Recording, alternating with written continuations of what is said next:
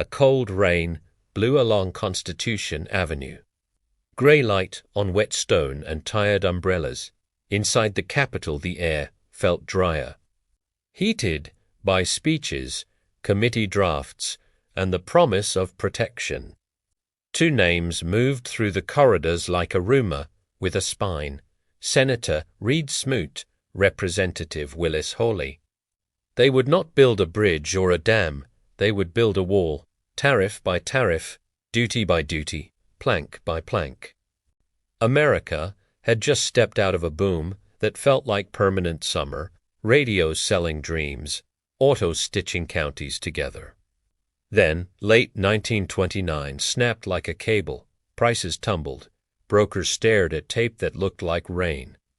Farmers had been hurting for years, wheat piled high, prices low, foreclosures a sour wind across the plains. Protections sounded like a winter coat, heavy, familiar, stitched with the thread of older Republican promises. Tariffs were not new. They were an American habit, a revenue source before the income tax, a shield for infant industries. The Civil War had fortified them. The Gilded Age had lived beneath them. A nation learned to read growth through factory smoke. But the world had changed, while the habit did not. Global trade had become arteries. Dollars and pounds were no longer just coins. What you taxed on Tuesday could return on Thursday as a lost order, an idle machine, a ship left waiting for cargo. Hawley, an Oregon professor turned legislator, argued for farmers first, wheat, pork, butter. Apples under a taller canopy. Smoot, the Utah apostle of high duties, saw the whole tariff schedule as a sacred text in need of new chapters. Hoover's campaign had promised farm relief. Perhaps a modest raising of agricultural walls. In committee rooms, modest slipped its leash. Industrial lobbyists joined the procession, and the bill began to swell.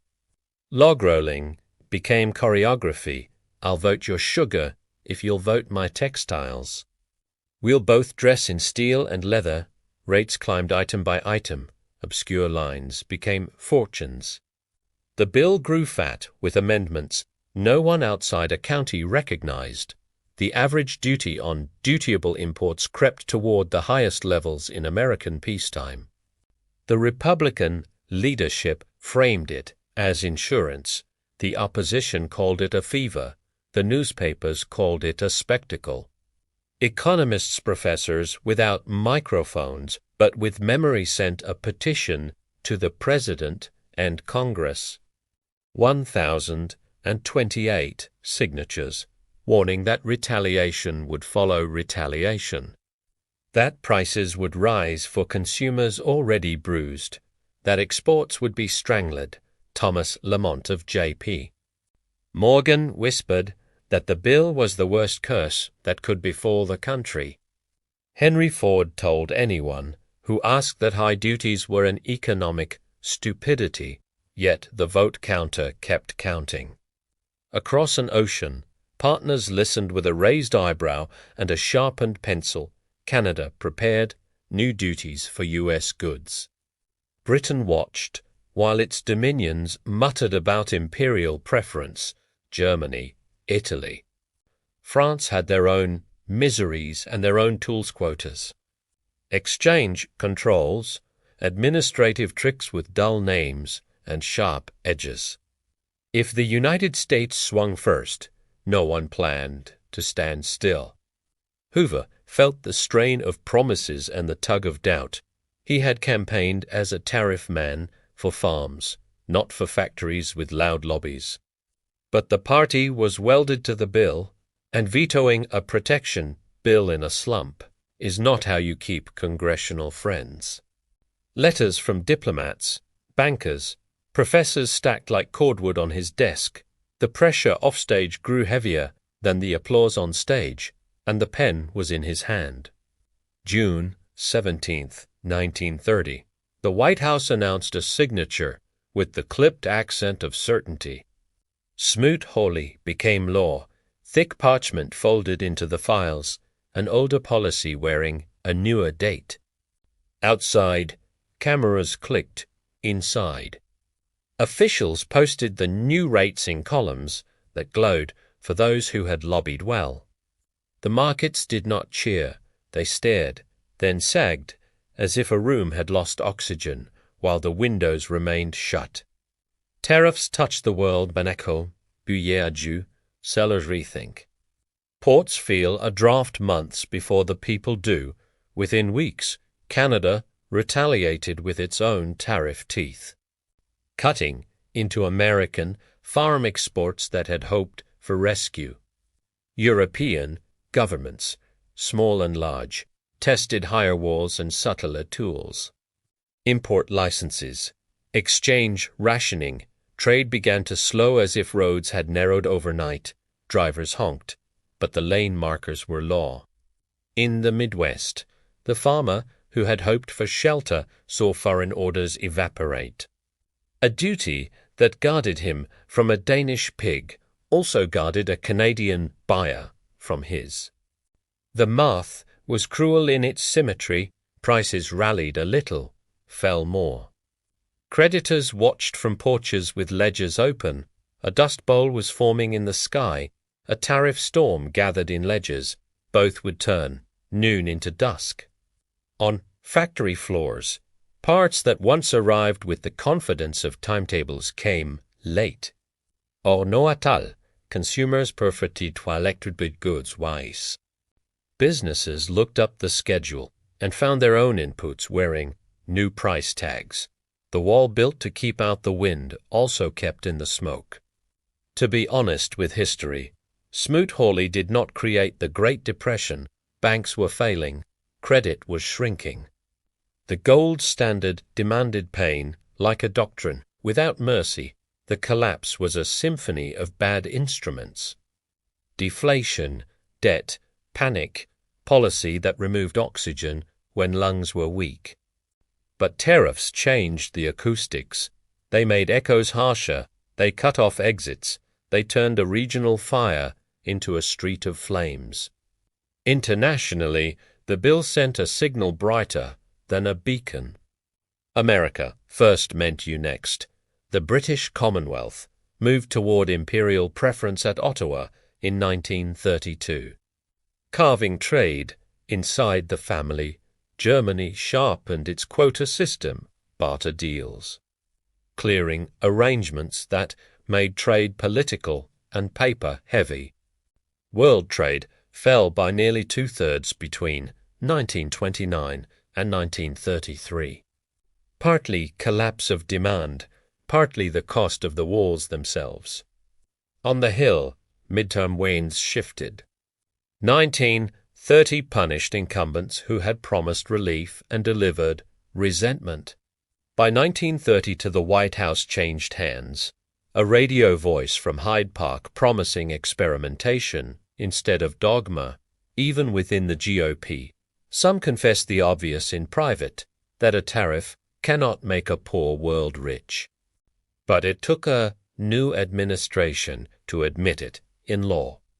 Cordell Hull, a Tennessean with the patience of a river and the memory of a merchant, brought a different gospel to state, lower barriers, bilateral reciprocity.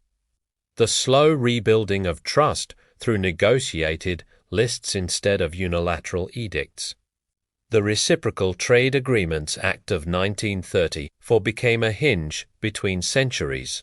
Authority moved toward the executive to bargain, not to bludgeon.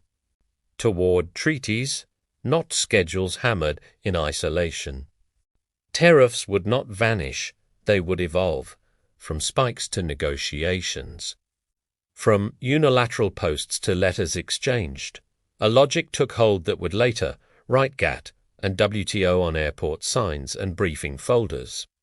That trade peace, however imperfect, keeps prices lower and tempers cooler. That factories and farms need steady buyers more than taller fences when storms come. Smoot and Hawley did not stand alone in a rogues' gallery.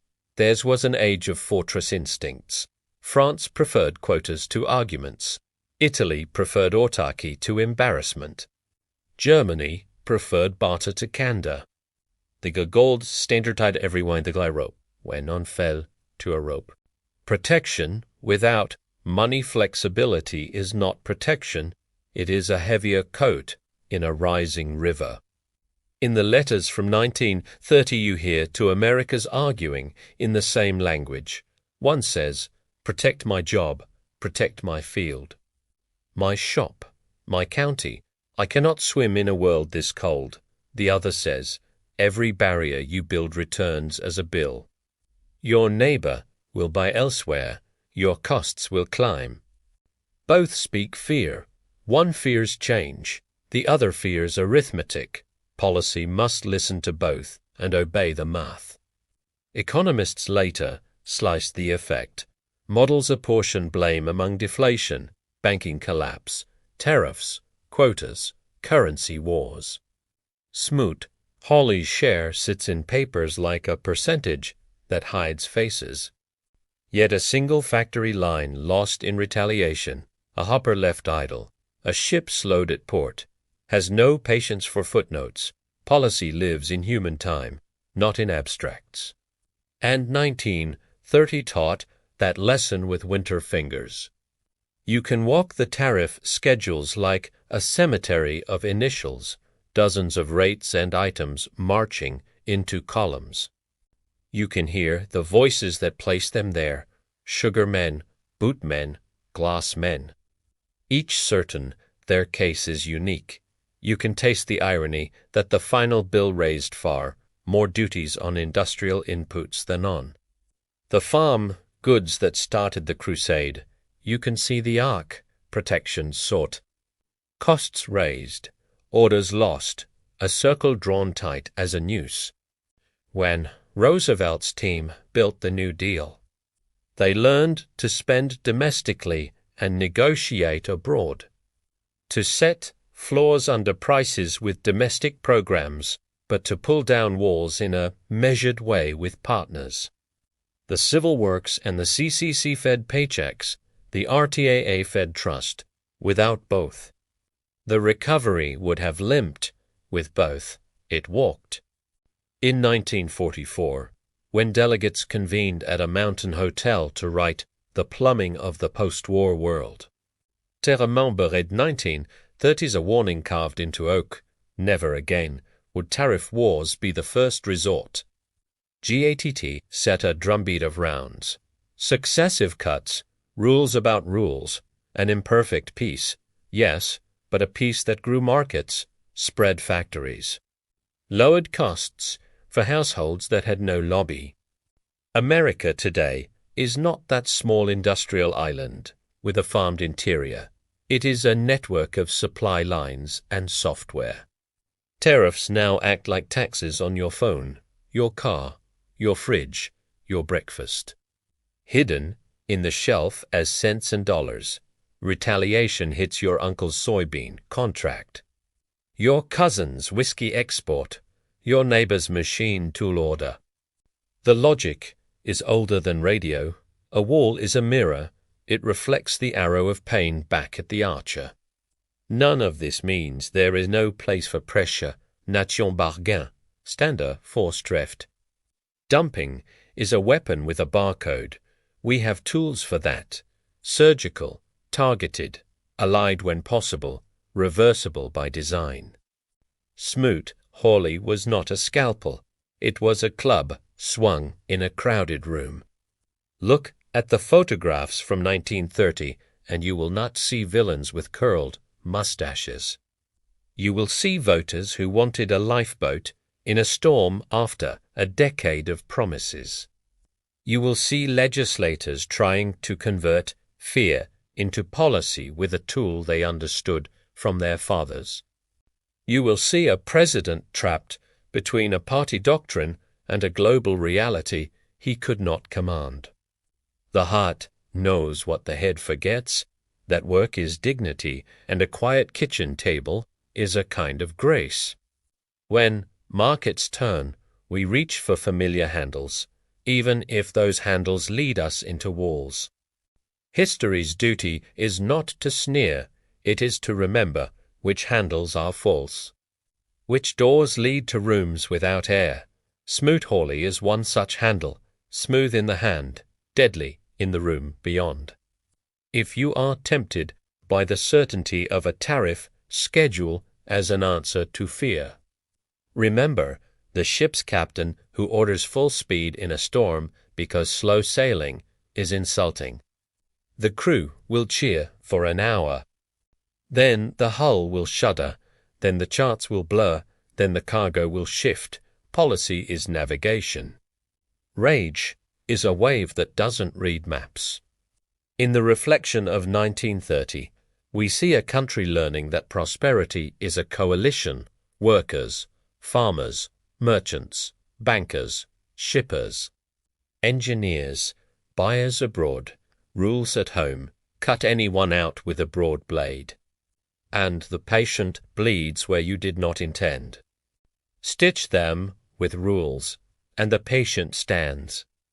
If this story gave you a new way to see history, subscribe.